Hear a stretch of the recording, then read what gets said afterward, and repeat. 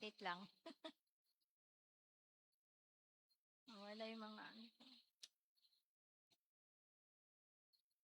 Tama na nga, nawala. Hindi ka looban. Ito na lang.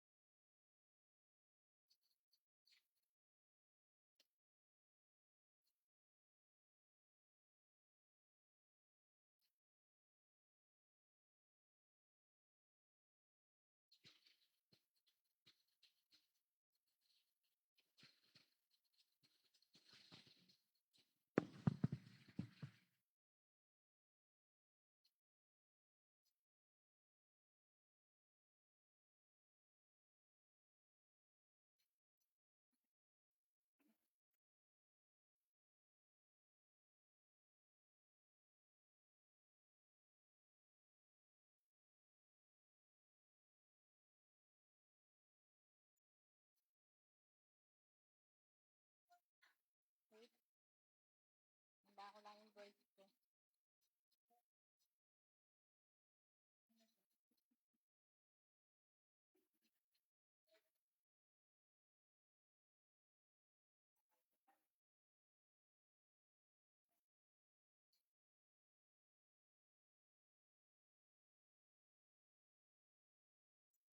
Ay, bakit ganun? Gising, gising.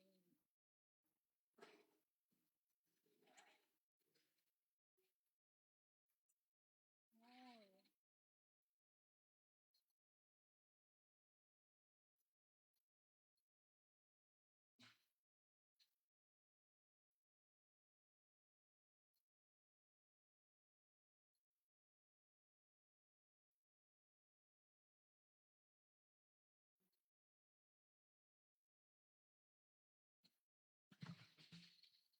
Okay na? Praise the Lord. Isang pinagpalang umaga po sa bawat isa. Lalo na po yung mga nakatunghay na po, nag-aabang sa ating prayer for the nation for this day. Hallelujah, Lord. Today nga pong napakabuti ng ating Diyos. Amen. Praise you, God. Sabi po dito, mas mabuti ang mga panalangin kaysa sa mga hiling. Kasi po yung panalangin may kasamang faith. Amen. Yung wish po natin parang panalangin din po yun na nagwi-wish tayo na sana mangyari isang bagay na ganito o sana may maganap na ganito.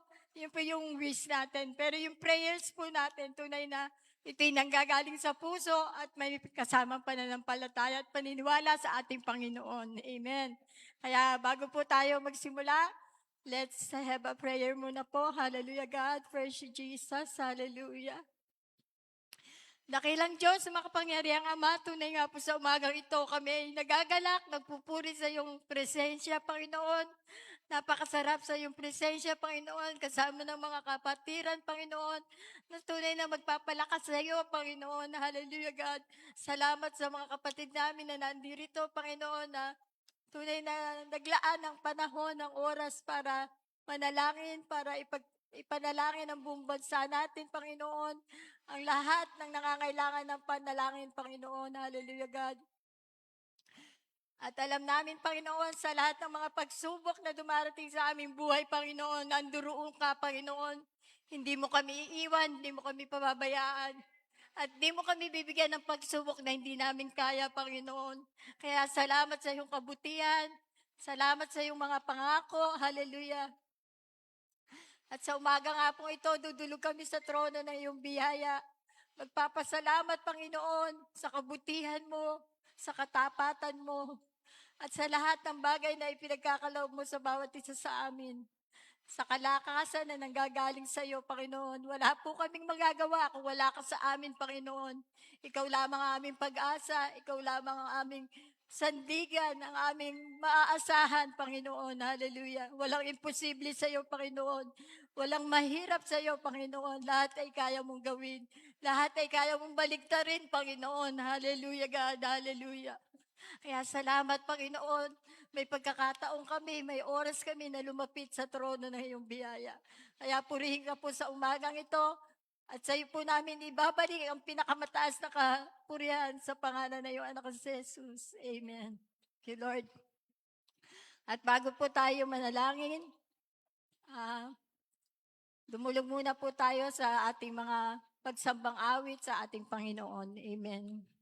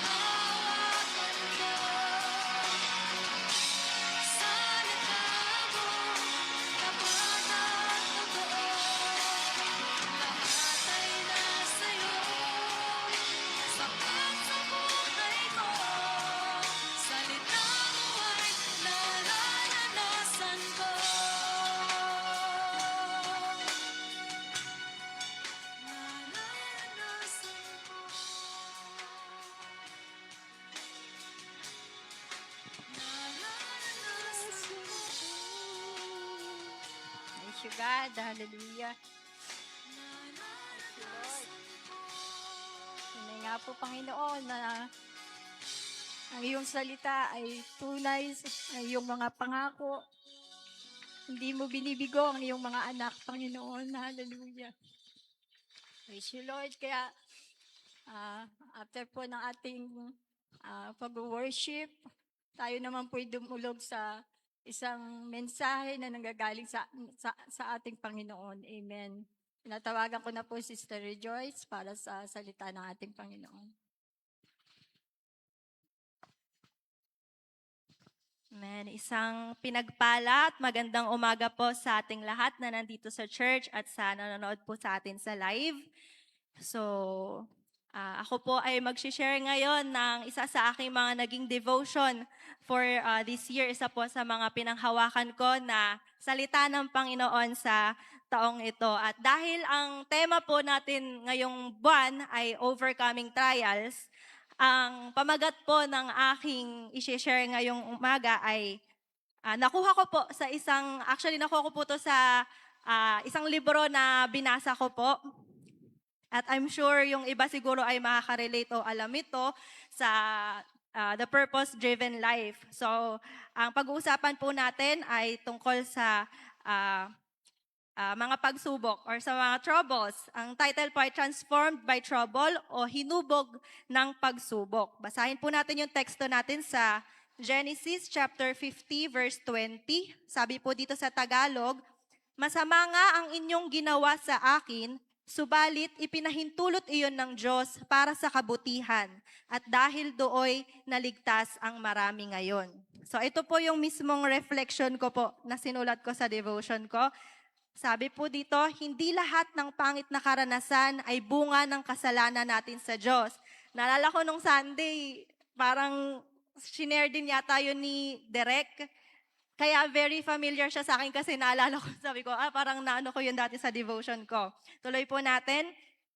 Minsan, pinahihintulutan ito ng Diyos to show His glory and grace, hindi lang sa atin, pero pati na rin sa mga tao. Ang nangyari kay Jose ay patunay na kahit dumaan tayo sa pinakamahirap na sitwasyon ng buhay, malalagpasan natin ito kapag kasama ang Diyos at ipinagkatiwala sa timing niya ang fulfillment ng promises niya sa buhay natin.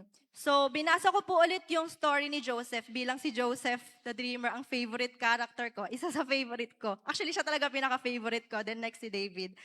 And share ko lang po yung nangyari sa akin before sa Dubai. Meron akong testimony. Meron po ako nakakausap before na di group leader ko. Tapos sa kanya ko sinishare yung mga complaints ko, mga pinagdadaanan ko noon. Lalo, mag-isa lang ako, first time ko mag-abroad, tapos pandemic, lockdown, ang dami ko pinagdadaanan po noon. Marami ako naging problema.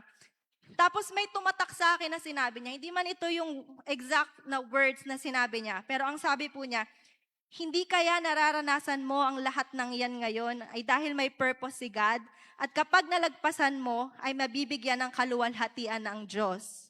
Amen. Sino po dito naniniwala na yung mga kapag subukan na pinagdadaanan natin ay meron talagang dahilan. May reason ng Panginoon, at dahil yon, pag na-overcome natin to sa tulong ng biyaya ng Panginoon, mabibigyan siya ng kaluwalhatian. So looking back sa buhay po ni Joseph, paano nga ba siya hinubog ng pagsubok? Una po, hinubog ng pagsubok ang pagtitiwala ni Jose sa Diyos. Basahin po natin yung Genesis chapter 37 verse 20. "Patayin natin siya at ihulog sa balon at sabihing siya'y sinila ng mabangis na hayop. Tingnan natin kung ano ang mangyayari sa kanyang mga panaginip." So alam naman po natin yung pinaka-context ng story ni Joseph, kung bakit gano'n na lang yung galit sa kanya ng mga kapatid niya, di ba? Dahil sa mga panaginip. Pero sa buhay po natin, talagang gagawin ng kaaway ang lahat upang ilayo tayo sa purpose at vision sa atin ng Diyos. Doon pa lang sa words nila na, tingnan natin ano mangyayari sa panaginip ni Joseph kapag pinatay natin siya. So, yung kaaway, gagawa at gagawa talaga siya ng way para hindi mangyari yung plano ng Panginoon sa buhay natin. Pero, Sa kabila ng nangyari sa buhay ni Joseph, ibinenta siya ng mga kapatid niya, napunta siya sa isang foreign land. Sabi sa Genesis chapter 39 verse 2, sa buong panahon ng paglilingkod ni Jose sa bahay ni Potiphar, ay pinatnubayan siya ni Yahweh. Anumang kanyang gawin ay nagtatagumpay. So pinaka-importante talaga sa lahat ay presensya ng Panginoon, kagaya ng pinag-usapan po natin kanina.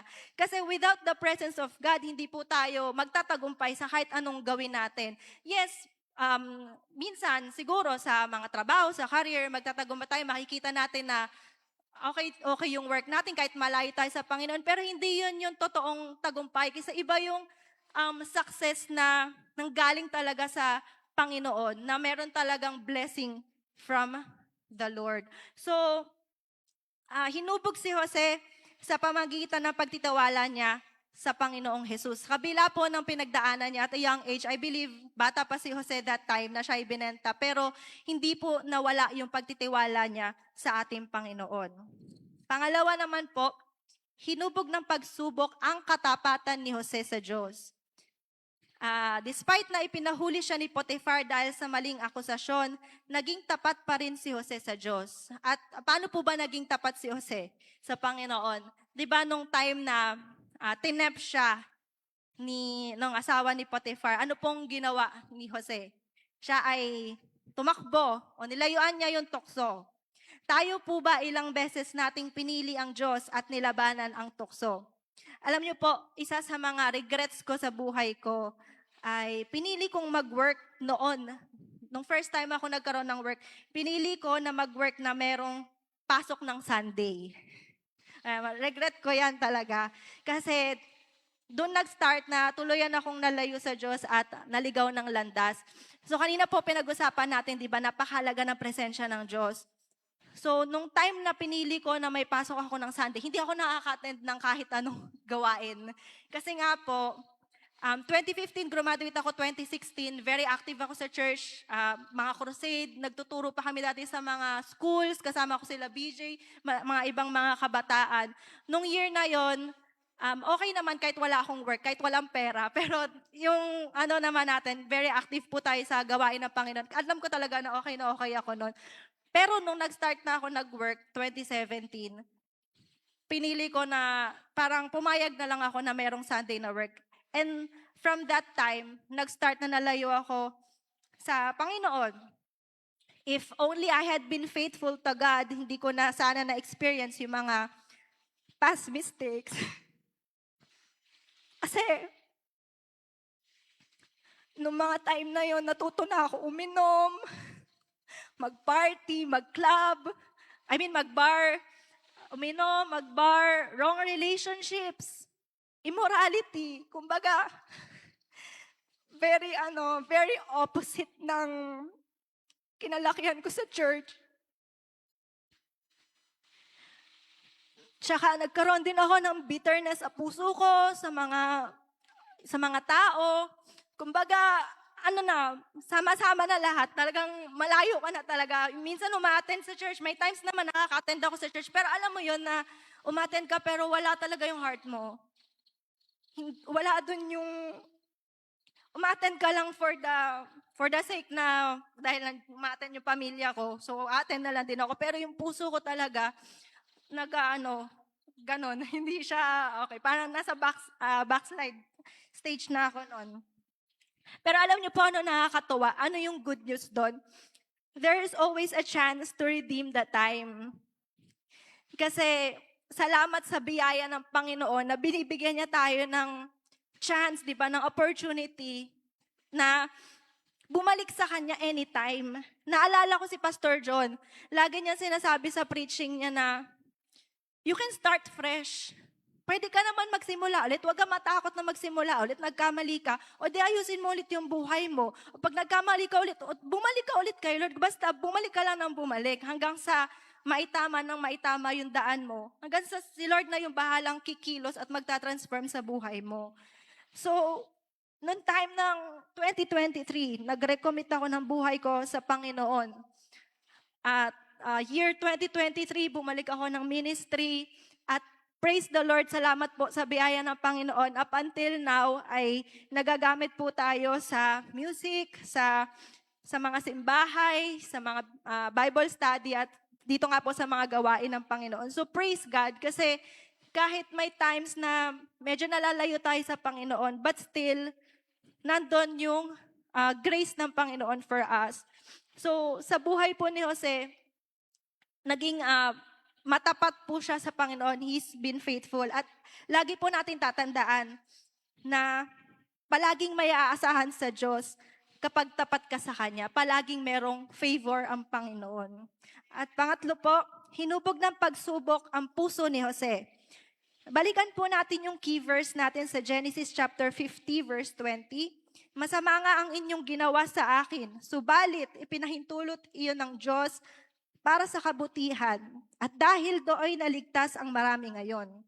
So hindi lang po katapatan at pagtitiwala ang nahubog kay Jose dahil sa mga pagsubok na pinagdaanan niya, pati na rin po yung kanyang puso. Sa dami po ng pinagdaanan niya, unti-unti nitong binago yung puso at yung character niya. Di ba sa atin naman po mga tao normal na pag nasasakit na tayo, maghihiganti tayo. Siyempre, di ba, normal yan sa mga tao na inaway mo ako, awayan din kita. Parinig ka sa Facebook, paparinig din ako, mga ganon. Pero ang pagpapatawad ay magagawa lamang ng isang taong nakaranas ng matinding pagmamahal ng Diyos. Ako po, I have so many hatred sa past relationships, even sa mga nanloko, sa akin, sa family ko. But forgiving them gave me peace I can only find through Christ.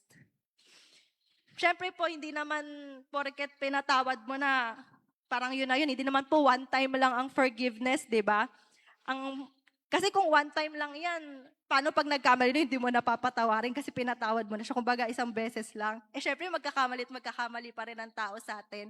So kung paano po yung in-extend na grace sa atin ng Panginoon, sa pagpapatawad sa atin ng Panginoon, at habang mas lalo po tayo na nagpapakalapit, nagiging intimate sa ating relationship sa Panginoon, siya po yung bahala na magbigay sa atin ng kapasidad para magpatawad. Ipinakita lang sa buhay ni Jose na binago ng mga pagsubok ang kanyang puso hanggang sa naging handa siyang magpatawad at makita ang kabutihan ng Diyos sa gitna ng lahat ng kanyang pinagdaanan. At minsan din po, kabaliktaran ng pangako ng Diyos yung mga pinagdadaanan natin. Meron ba kayong, minsan ba naiisip nyo yun na parang ito yung plans ni Lord, pero bakit iba yung nangyayari ata? Parang medyo opposite yung nangyayari sa akin. Parang hindi na yata mangyayari sa akin kung ano yung plans ni Lord. Pero, let's always remember, we have to go through it all upang mahubog ang pagtitiwala at katapatan natin sa Diyos. And eventually, it will lead us to change our hearts, to forgive, at patuloy na hangaring magkaroon ng puso gaya ni Kristo na may pagmamahal sa Diyos at sa tao. So I hope na lagi lang po nating pagpasalamat sa Panginoon kapag nakakaranas tayo ng kapagsubukan. Huwag pong mawawala yung ating pagtitiwala sa Kanya, yung ating katapatan sa Panginoon, ano man po mangyari na minsan parang ang bigat-bigat na, pero pag faithful tayo sa Panginoon, merong favor. And of course, yung puso po natin, lagi po nating i-guard, lagi po nating ingatan yung mga puso natin. And for me, yung story ni Joseph, parang ang hirap magpatawad ng ganun. Kasi buong buhay niya na bago. He was changed dahil sa mga pinagdaanan niya. Pero it was for the better, di ba? Para sa kapurihan po na ating Panginoon. Kaya yung pinagdadaanan natin ngayon, sa tulong ng Panginoon, malalagpasan po natin yan. Amen? At mag-glorify po ang Panginoon sa buhay natin. Ilan po, and glory to God po. Amen. Praise God. Alam naman po natin yung buhay ni Joseph, yung mga pinagdaanan niya. Siguro po kung sa atin mangyayari yun, hindi natin alam kung makakayanan natin. Pero in spite of that po, sa mga nangyari sa kanya, mga ginawa sa kanya ng mga kapatid niya, nandun pa rin po yung forgiveness sa puso niya. Amen. Minsan talaga pinapahintulot ng Lord na makaranas tayo ng mga pagsubok kasi alam niya na doon tayo tatatag, doon tayo niya gagamitin, doon tayo magkakaroon ng magandang patotoo. Hallelujah. Kaya praise God. Sa pagpapatuloy po, amen. Praise you, Lord. Hallelujah. Sabi po sa Jeremiah 33:3, kung mananalangin ka sa akin, tutugunin kita at ipahahayag ko sa iyo ang mga bagay na dakila at mahiwaga na hindi mo pa nalalaman. Yun po, napaka mahiwaga po talaga na ating Panginoon. Hindi natin alam kung anong plano niya sa buhay natin, sa mga anak natin, sa asawa natin. Kaya patuloy lang po tayong magtiwala, magtaas sa Kanya na lahat ng bagay ay nangyayari sa ikabubuti ng bawat isa sa atin. Kaya praise God. Simulan na po natin ating pananalangin sa panguna po ni Sister Rosalie Galang para po sa ating President. Amen.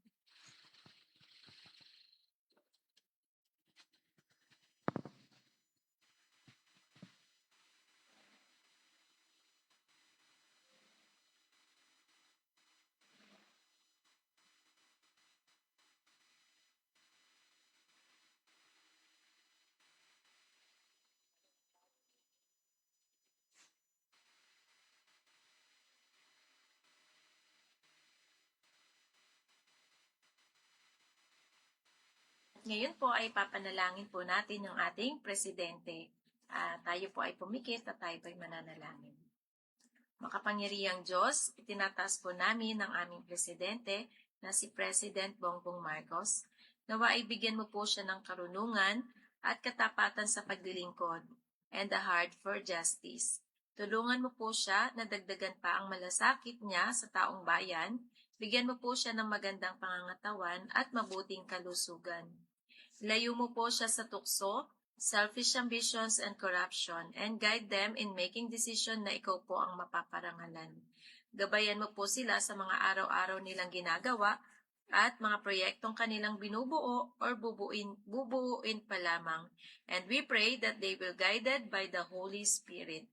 Nawa yung mga panalangin ng mga anak mo ay hindi po mawalan ng kabuluhan at makatulong sa kanyang pamamahala. Nawa ay magdulot din ito ng pagkakaisa at kooperasyon ng bawat Pilipino para sa ikabubuti ng aming bansa. Itinataas po namin ang lahat ng ito sa makapangyarihang pangalan ng iyong anak na si Jesus. Amen. Amen. Praise God. Muli po, isang magandang umaga po sa lahat po ng mga kapatid natin na nasa online na nakikiisa po sa pananalangin. Si Sister Catherine, Sister Mila, Sister Pastora Marita, Pastor Boyet. Ayan, praise the Lord. Kung meron po kayong kahilingan sa ating Panginoon, i-type nyo lang po sa comment section ang inyong mga prayer requests at later po ipag-pray natin. At ngayon naman po ay tatawagan ko si Sister Lucy Cunanan para pangunahan tayo sa ating mga LGUs.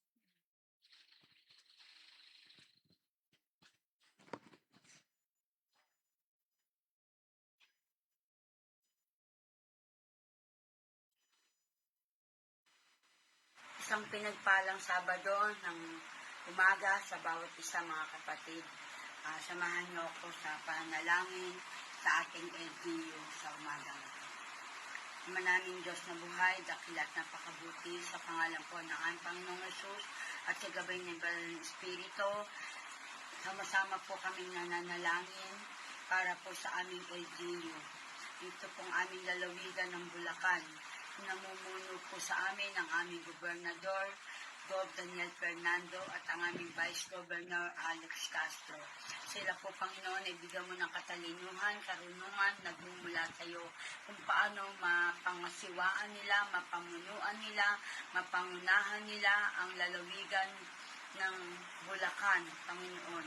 Na tunay nga na sila mismo ay magkaroon ng pagkakilala, pagkatakot sa iyo, at tunay nga, Panginoon, na yung talino, Panginoon, na itakwil nila, Panginoong Diyos, yung mga katiwalian. Bagkus isipin nila ang kanilang mga nasasakupan ng mga bayan-bayan sa buong lalawigan ng Bulacan. Tipuin niyo po sila, Panginoon. Maging yung mga board member, Panginoon, yung 3 board member ng Bulacan. Tipuin mo po, ikaw po ang kumilos sa mga puso nila. Sila po ay makakilala sa iyo at sila po ay tunay na mamuno ng tunay na may banal na pagkatakot at pagkakilala sa iyo, na maging mahusay sa pamumuno at ang itakwil na nila yung mga pansarili nilang layunin, pansarili nilang kaisipan na puro sa korupsyon, Panginoon, itakwil na nila ang korupsyon. Sila pong lahat ng mga namumuno sa aming lalawigan ng Bulacan. Lalo, maging din po yung mga lahat ng bayan-bayan, lalo na po itong aming bayan ng Kalumpit, ang aming Mayora Lem Faustino. Hipuin niyo po siya at ang kanyang Vice Mayor, Panginoon, Dr. Sar Candelaria. Hipuin mo po sila, Panginoong Diyos, na tunay nga magkaroon ng banal na pagkatakot kakilala sa iyo. At ang aming bayang Kalumpit ay tunay na pagpalain mo. Ikaw po ang kumilo sa mga puso ng aming mayora at ng vice mayor, pati mga konsyal ng bayan, pati po yung mga kapitan sa lahat ng barangay ng bayan ng Kalumpit. Ang buong Kalumpiteño ay pagpalain mo po, Panginoon. Ang mga tao, Panginoong Diyos, ay makakilala na sa iyo, lumapit sa iyo. Tunay nga na ikaw lang ang pag-asa namin, Panginoon, sa buong lalawigan ng Bulacan, sa buong bayan ng Kalumpit. Tunay nga, Panginoon, ikaw po ang makialam na sa aming lalawigan, sa aming bayan ng Kalumpit, na tunay nga, Panginoong Diyos, na sa kanyang pangmuno ay itakwil na nila yung katiwalian. Bagkus ay isipin nila ang kanilang mga constituents, mga pinamumunuan nila, mga pinamumunahan nila. Kami pong mga Kalumpiteño, Panginoon. Kaya po, Amang Diyos, maraming pong salamat. Ikaw na po ang bahala. Ikaw po ang magpapala sa bawat sang namumuno at sa bawat Bulakenyo at sa bawat Kalumpiteño. Maraming pong salamat. Ito po ang aming dalangin na may pagpupuri pa. Salamat sa iyo po ang karangalan at kalhatian sa pangalan ni Jesus. Amen. At ngayon naman po ay pangungunahan tayo ni Sister Gloria Cuenco para sa Revival in the Philippines.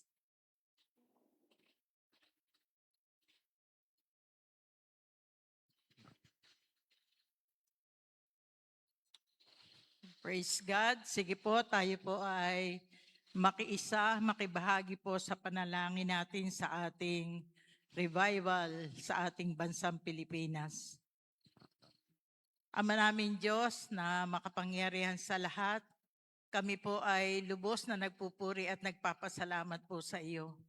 Patuloy nga po, O Diyos, na inilalapit namin at itinataas namin sa panalangin sa iyo ang revival dito sa bansang Pilipinas.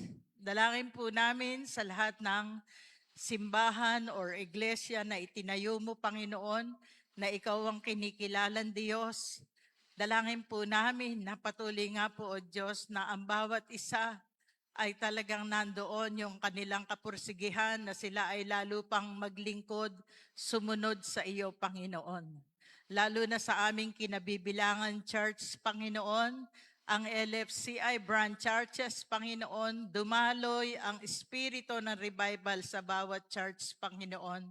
Lalo na, Panginoon Diyos, sa mga lingkod na ginagamit mo, na tumatayo sa pulpito, Panginoon. Dalangin po namin ang patuloy na pagsama mo po sa bawat isa, sa lahat ng mga lingkod na ginagamit mo, Panginoon. Hallelujah. Tunay nga po, Lord, hallelujah, dumaloy ang espiritu ng pag-ibig mo sa bawat isa sa kanila at maging sa amin, mga members, Panginoon, lalo na sa iglesia na aming kinabibilangan, Panginoon, patuloy na mag-alab ang aming puso. Huwag kami, Panginoon, na magsawa sa ginagawa po naming paglilingkod para sa iyo, Panginoon. Lord God, huwag kaming tamarin na umaten sa mga gawain mo, Panginoon. Patuloy na ilagay mo sa aming puso na tunay nga po, O Diyos, yung kasabikan namin lagi sa presensya mo, Panginoon.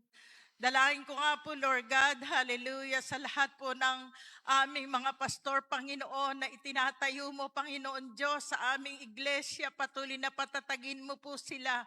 Lalo na ngayon, Panginoon, na nahaharap po kami, Panginoon, sa mga pagsubok. Tulad nga po, Lord God, ng aming mahal na pastor na ginagamit mo sa church na ito. Patuloy na patatagin mo po siya, Panginoon, sa kanyang pananampalataya. Dalahan po namin, Lord God, hallelujah, na tunay nga po, O Diyos, hallelujah, maging kami na mga members mo, Panginoon. Huwag kami magsawa, Panginoon, ng pagdalo namin sa lahat ng gawain mo, magkaroon ng suportahan ng bawat isa. Pagkaisahin mo po kami sa espiritu ng pag-ibig mo, pagkakaisa, Panginoon, na ang layunin namin, Panginoon Diyos, hallelujah, ay lalo kaming mapalapit sa iyo. Lalo na ngayon, Panginoon, na marami pong maling katuruan ng kumakalat, Panginoon. Kaya pagtibayin mo ang aming pananampalataya sa iyo, Panginoon. Kaya dalangin ko nga po, Lord God, sa lahat ng mananampalataya, Panginoon, ay tunay na magtiwala lamang at umasa sa iyo, Panginoon. Kaya salamat po, Lord God, hallelujah. Dalain ko nga po, Panginoon, hallelujah, patuloy na mag-alab ang aming puso na huwag kaming tamarin, Panginoon, sa ginagawa po naming ito. Lalo na, Panginoon Diyos, sa aming iglesia. Magkaroon, Panginoon, ng tunay na revival, Panginoon, sa pangalan po ng iyong anak na si Jesus. Umaasa po kami at nagtitiwala na mahal mo ang aming bansang Pilipinas, na tunay nga po, Lord God, hallelujah. Dalangin po namin na huwag makapanaig ang anumang gawa ng kaaway sa bawat iglesia na kinabibilangan, Panginoon, hallelujah, ng bawat ang mga anak mo na mananampalataya, Panginoon, lalo na po sa LFCI branch churches, Panginoon. Lord God, patuloy na umaasa po kami, Panginoon, na ang bawat isa, Panginoon, ay lalong magiging masigasig, Panginoon, sa ginagawa naming paglilingkod sa iyo, Panginoon. Lahat ng mga anak mo na tinawag mo, Panginoon, hallelujah, ay tunay nga po, Lord God, umaasa kami na gagamitin mo ang bawat isa sa amin upang maakay namin ang mga tao, Panginoon, sa iyong paanan. Kaya gamitin mo po ang bawat isa sa amin na mga anak mo, na mga lingkod mo, Panginoon, upang sa gayon, Lord God, hallelujah, ang bansang Pilipinas, Panginoon, ay tunay nga po, Lord God, maipapanalo namin, Panginoon, dahil maraming mananampalataya, Panginoon, higit na makapangyarihang ka, Panginoon. Kaya sa iyo po namin ipinagkakatiwala, Panginoon, ang lahat, na tunay nga po, Lord God, ang mga mananampalataya, tunay nga po, Lord God, na hindi sila manghihina, hindi sila manlalamig, Panginoon, bagkus ay patuloy na lalalim sila sa kanilang pananampalataya sa iyo. Kaya ang dalayan po namin, kumilos ka sa bawat simbahan, sa bawat iglesia, na ikaw ang kinikilalang Diyos na makapangyarihan sa lahat. Kaya sa umagang ito, Panginoon, Lord God, inaangkin na po namin, O Diyos, na ang lahat ng aming ipinanalangin sa iyo ay mangyayari sa pangalan ng iyong anak na si Jesus. Ito po ang aming panalangin. Amen. Praise the Lord. Hallelujah. Amen. At ngayon naman po ay ipapanalangin natin ang Nation of Israel sa panguna po ni Sister Soraini Nunez.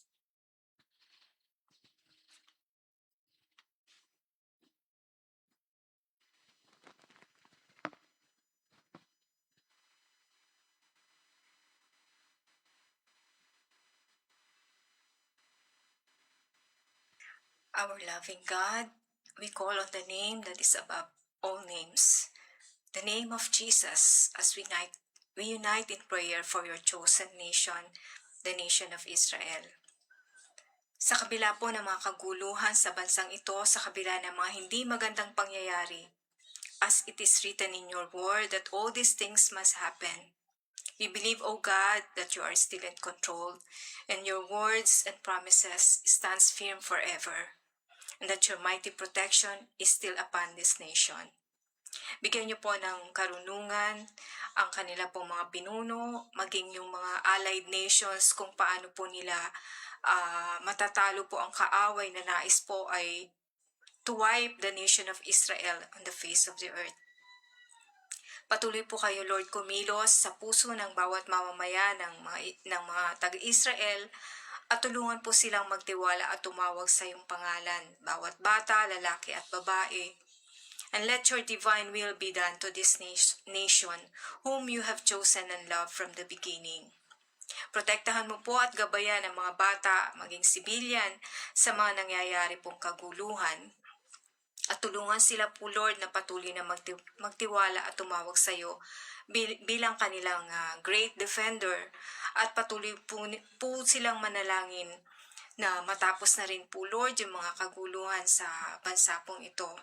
Ikaw rin po, Diyos, ang nakakaalam ng mga susunod pang mangyayari, dahil kayo po ang Diyos na nakakaalam ng higit kanginuman ng kakahinatnan po ng bawat isa, maging yung mga bansa, Panginoon, na ngayon ay patuloy na ginugulo po ang bansang Israel.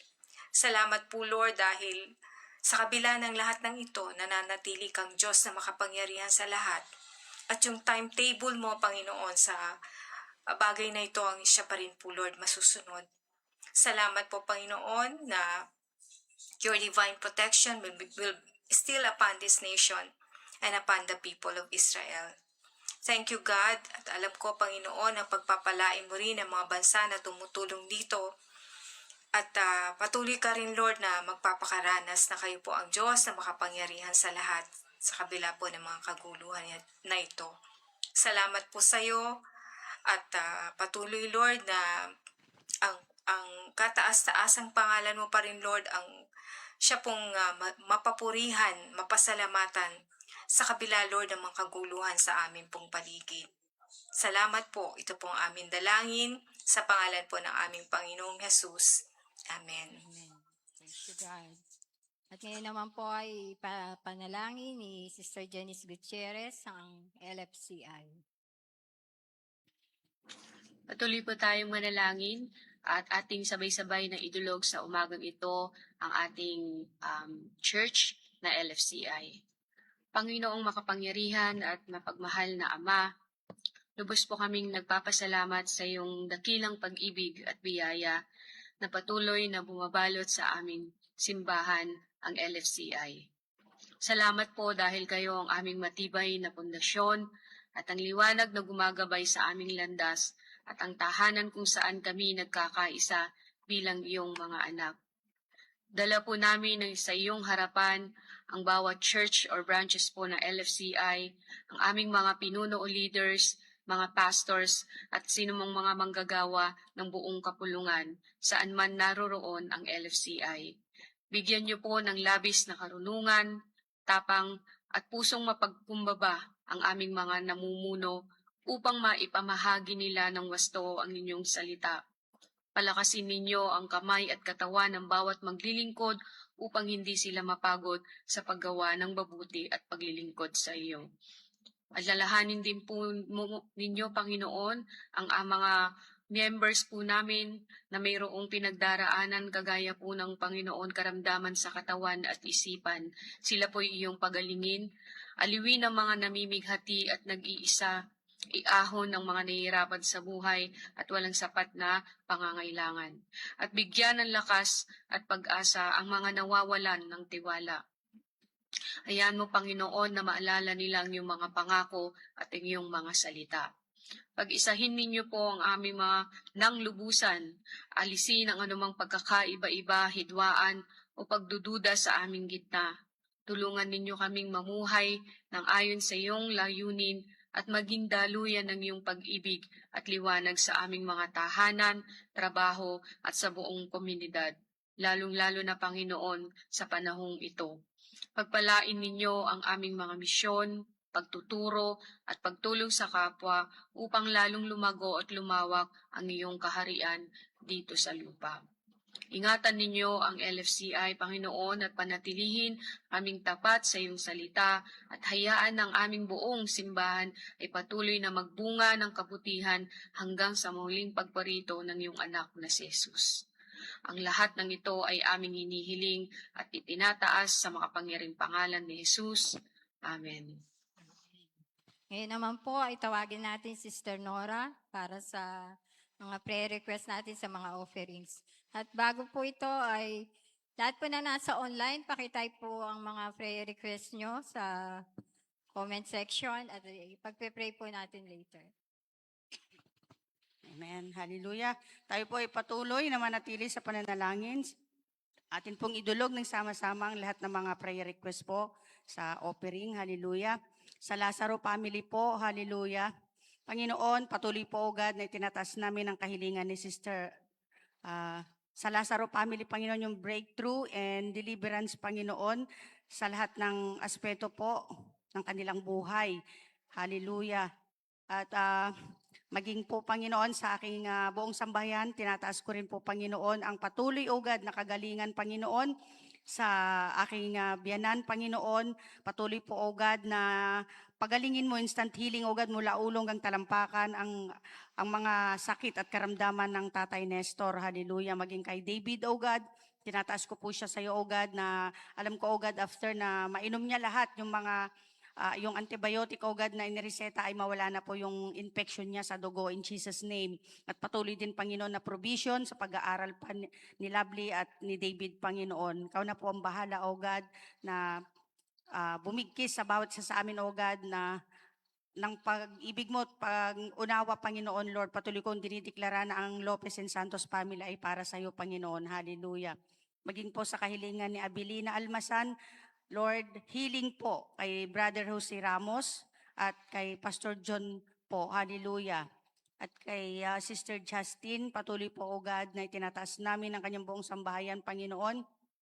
Yung kahilingan niya, ugad, ay wisdom and anointing, favor and provision sa kanya pong nanay, ugad. Hallelujah. Patuloy po, ugad, na i-provide mo, Panginoon, yung sa pagpapagamot niya, Panginoon, complete and medyo po complete and miraculous healing for Nanay Tess po. And ganun din po kay Julia, Panginoon, and Pastor John, Panginoon. Patuloy, ugad, na kagalingan ang aming dinideklara, Panginoon, provision and protection, especially kay Julia and sa ate po ni Sister Justin po and sa school po, Panginoon, hallelujah, more po sa Cherobians. Salary increase and more orders pa po sa kanyang business. Hallelujah. At din kay Julian din po, Panginoon, ang kahilingan din po niya ay favor and blessing, complete and miraculous healing for Nanay Tess, protection and for everyone, promotion po sa work niya, and more patience and wisdom. Hallelujah. At kay Brother Benny Gregorio po, ang kanya pong panalangin ay patuloy na ingatan mo ang kanyang mga anak sa abroad, Panginoon, sa Dubai, at ilayo mo sila sa kapahamakan at sa kanilang trabaho. Hallelujah. At kay Brother Michael Chico, Panginoon, thank you, Lord. Ikaw po ang patuloy na nakakaalam ng kanyang desire sa kanyang puso, Panginoon, bagamat walang nakasulat na request, kundi nagpapasalamat siya sa iyo, Panginoon. Ikaw na po ang patuloy na umabot kay Brother Michael. At kay Sister Teresa, Sister Teresa po, Panginoon, praying for salvation, wisdom, provision, good health sa kanyang family. Hallelujah. At kay Brother Nick Dalus, guidance and protection for the family, for our daughter and son na nagwo-work po sa abroad. Hallelujah. Kay Natalie, provision, salvation for her whole family, protection, strength, and knowledge po sa kanyang trabaho. At ganoon din po, Panginoon, tinataas namin si Pastora Sena Cortez. Ang kanya pong panalangin ay yung kanyang family members, o God, ang clan ng Cortez, Salonga, Marcelino, Bernabet, Aliara, at Jubiliano clan po, Panginoon. Kaligtasan po sa kanilang lahat. Hallelujah. At kay Brother Alexis Lazaro, ayan, lumilipat kung saan. Hallelujah. Saan? Pray po sa kanyang health, favor, guidance, and unconditional love daw po, Lord, wisdom, at nagpapasalamat sa Panginoon sa kanilang kalusugan sa kanyang buong sambahayan, at ikaw po ay kanilang pinupuri at dinadakila. Hallelujah. Praise you, Lord. At kay Brother Cesar Santos po, Panginoon, ang kanyang kahilingan ay spiritual revival, God's divine provision, God's divine healing, and God's divine protection. Hallelujah. At kay Brother Keds po and Sister Jans, Lord, patuloy po, O God, na healing sa kanilang mag-asawa kung meron man po silang karamdaman na nararamdaman sa oras na ito, maging sa kanilang mother-in-law, O God. I pray, O God, na hipuin mo sila sa oras na ito at magkaroon din sila, O God, ng financial provision at spiritual strengthening, Panginoon, in Jesus' name. Hallelujah. At kay Sister SP po, salvation for her family, sa Reyes, sa Torres, Galang, Buwan at Mileriado po. Protection, good health sa kanilang family, especially po kay Sister Desi and her baby, na maging strong and healthy. Protection and guidance po sa kanyang anak na nasa Kuwait po, si DJ. Lord, ikaw na po ang bahalang humawak at humipo sa kanyang anak na yon, in Jesus' name. At ang kahilingan din po ni Arlene Mercado, maayos na yung dapat ayusin sa lupa ni Mimi, SS claims ni Mimi, harmonious relationship and sa Barleta compound, morsels and simbahay po, na maging fruitful po yung opening ng simbahay sa Del Rosario family. Anointing, good health, wisdom sa kanya and sa kanya Sister Len. Salvation for Barleta Clan, more international domestic travels daw po. Hallelujah. At kay Sister Nene Clemente, healing, protection, provision, and financially, kalakasan mula sa Panginoon, makakilala sa Panginoon ang isang anak niya, si Marlon. I-bless ni Lord ang mga taong tumatawag sa tumutugtog sa pag-aaral ni Hosea Bato at Hasmin. Hallelujah. At patuloy po, kahilingan po ni Sister Gloria Cuenco, patuloy na kalakasang physical at spiritual, pagkalooban sila ng mahabang buhay pa na Kuya Bani, pati sa kanyang mga anak at apo. Hallelujah. Kay Sister Desi po, ang kanya pong kahilingan, resurrection, power of Christ over our church, healthy family, protection, victories, and sa people, Panginoon. Hallelujah. Lord, ikaw po ang patuloy na nakakaalam lahat ng kanilang kahilingan. Kaya sa umagang ito, Panginoon, alam ko po na tinugon mo na po lahat ng kanilang panalangin, Panginoon. Kaya maraming salamat, Ama, sa umagang ito. Alam ko po na lahat ng aming idinulog sa iyo ay yes and amen. Kaya salamat po, Ama. Patuloy na inaangkin namin at dinideklara na lahat ay nandun ang pagtugon mo at patuloy na tutugunin mo ang lahat ng aming pangangailangan. In Jesus' name we pray. Amen. Amen. Thank you, Lord. Sige po, patuloy po tayong dumulog sa Panginoon sa prayer request po ng ating mga kapatid na nag-send po ng kanilang prayer request through our live stream. Thank you, God. Thank you, Jesus. Panginoong Diyos, patuloy po kaming lumalapit sa banal mong trono. Lord, correct our hearts. Right now, we are asking for your forgiveness, Lord. If there's something in our hearts na hindi maayos, may nakikita kang hindi maayos, Lord God. And patuloy, Lord, na nagpapalinis kami sa iyo, nagpapatama kami sa iyo. Operahan mo po ang aming mga puso, Lord. Nang sa gayon, lahat ng sinabi at mga sasabihin pa namin sa iyo, sa aming pananalangin ay maging mabangong samyo sa iyo, Panginoon. Kaya patuloy po na dumudulog kami sa iyo sa panalangin para sa aming kapatid na si Ate Catherine Mariano. And we are praying, Lord, for Rinalyn Pabua sa paghahatid sa kanya sa huling hantungan. Lord, siya po ay okay na, pero ang kanyang pamilya ay patuloy na nahihirapan, nalulungkot pa din. And we pray for comfort that is coming from you, Lord, na dumaloy po sa kanilang pamilya. Maramdaman nila ang yakap mo, maramdaman nila ang pagmamahal na nanggagaling sa iyo, ang kukumpletuhan sa iyo, Panginoon. At Lord, gamitin mo po sina Ate Catherine para maparamdam sa kanila ang pagmamahal ng isang Diyos na kagaya mo, Panginoon. And make this an opportunity para ang pamilya po na to ay makakilala sa iyo, Panginoon. Maging way para sila ay dumulog sa iyo, makilala ka, magkaroon ng relationship sa iyo, Panginoon. At patuloy na mag-alay ng mga buhay nila sa iyo, Lord Jesus. And also, Lord, we are praying sa prayer request po ni Pastora Sena. We declare repentance and humility to flow sa LFCMI churches, especially sa LFCI Kalumpit. Lord, you know what is happening inside the churches. Ang nakikita lang namin ay surface, Lord, pero ikaw, you see beyond, Lord God. Nakikita mo ang puso ng bawat tao na uma-attend sa simbahan na to, mga leaders, mga tumatayo, mga umaawit, Lord.